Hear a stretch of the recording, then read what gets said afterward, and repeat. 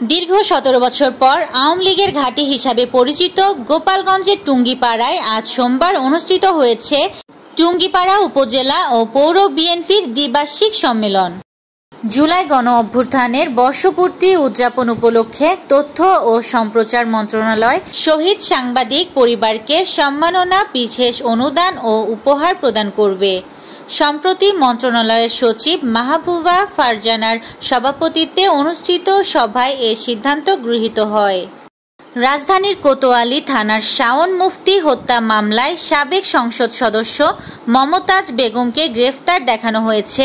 সোমবার ঢাকার metropolitan magistrate Partha ভজ্রের আদালত শুনানি শেষে তাকে গ্রেফতার দেখানোর এ আদেশ দেন।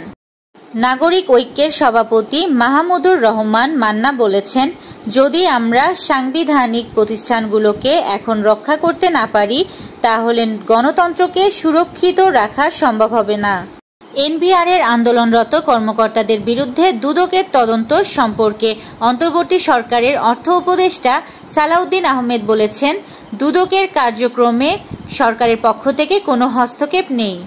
কুমিল্লার মুরাদনগর উপজেলায় হিন্দু সম্প্রদায়ের নারীকে ধর্ষণ ও ভিডিও ছড়ানোর ঘটনায় পর্নোগ্রাফি আইনের মামলায় গ্রেফতার ৪ জনের রিমান্ড আবেদন করেছে পুলিশ।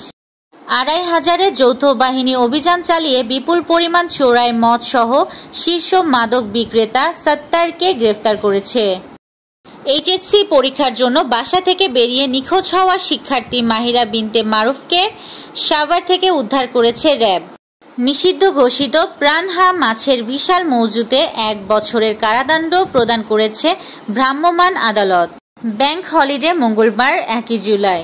এ উপলক্ষে কাল ব্যাংকের সব ধরনের লেনদেন বন্ধ থাকবে।